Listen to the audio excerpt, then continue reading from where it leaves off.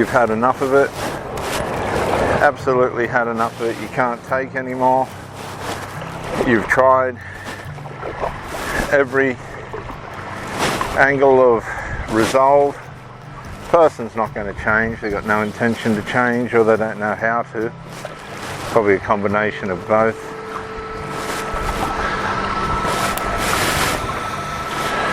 And you realize that you have created a situation for yourself that has worked against you. Your love, your devotion, your faithfulness, your loyalty has not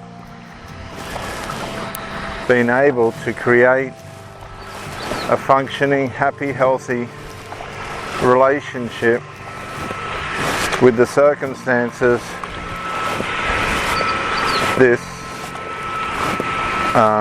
union and the fruit of it was able to produce. See? And I talk about this a lot. And you'll hear the beautiful birds in the background. When we fuse with somebody else, when we unite with somebody else, there's a bunch of ingredients going into a recipe to produce a happy, healthy relationship. And if those ingredients, once they're mixed together, don't mix right, don't fuse right, then you end up with a Frankensteinian type relationship type of situation where it just hasn't gelled right. And so now you're trying to navigate. It's like trying to take a cake out of a pan that's stuck to the bottom. You're trying to get the cake out of the pan, but it's falling to bits. That's what a relationship's like. That's really not supposed to be. It's just people might have a underlying sense of feeling good together, but the actual reality of the fact is they're not meant to be together in a lot of cases. And to try and sustain something that's not meant to be is where the trauma starts, because we start to force strategies and we start to ignore the problems and things like this, where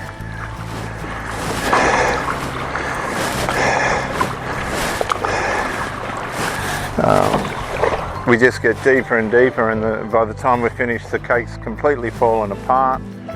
You have to throw the pan away because it can't get the cake off the bottom of it. All the enamel gets scratched off the bottom.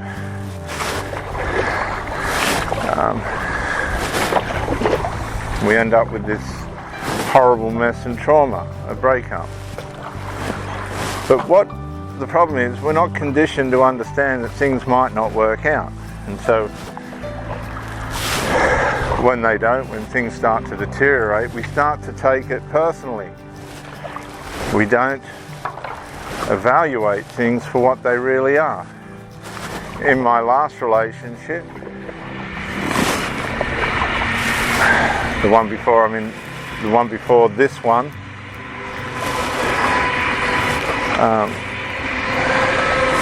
the woman had to separate herself and myself from her son, because the son, in his 20s, mid-20s,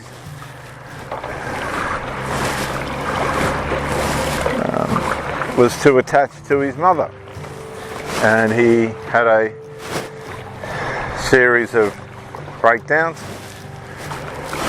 which are attempts to cause a breakup, and they'll vandalize and criminalize and demonize you, Many of you have been through this, one way or another. And I was onto it, so I went along with it for a while, but she was unable to bring resolve.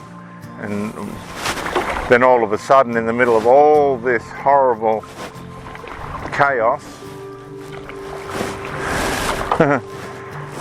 I stayed away from it. We were all apparently going to go to a family function on her side, and I said, no, we won't be. And that's the end of the relationship. And she was probably glad about that. But that's what unresolved does. One way or another, unresolved is either going to lead to extensive, diverse forms of trauma and all the physical and mental ailments that are associated with that, or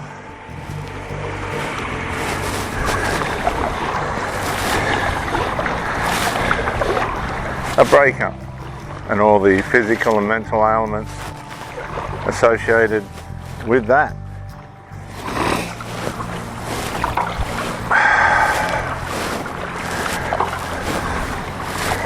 So there's people that we like and that we want to be with,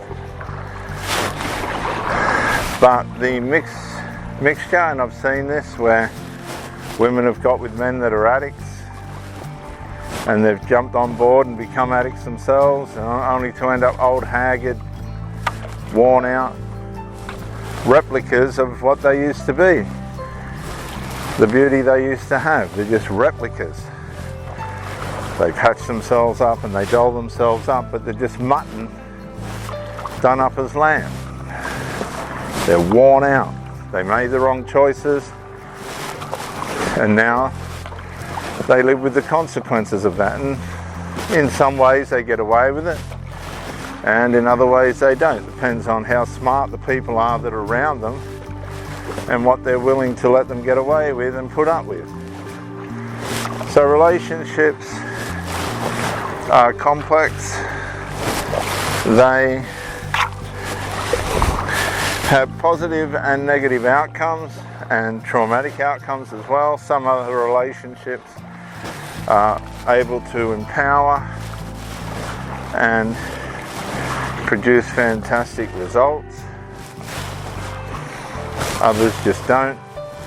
And if you're in a toxic relationship, because remember, some people love toxicity, they just love it. They get bored without it. And if there's no toxicity going on between people, they'll toxicify themselves with drugs, alcohol, nicotine and other things. They just love the toxicity.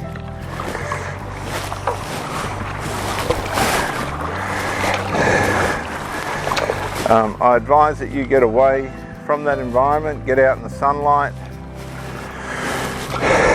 get some fresh air in your lungs, enjoy yourself.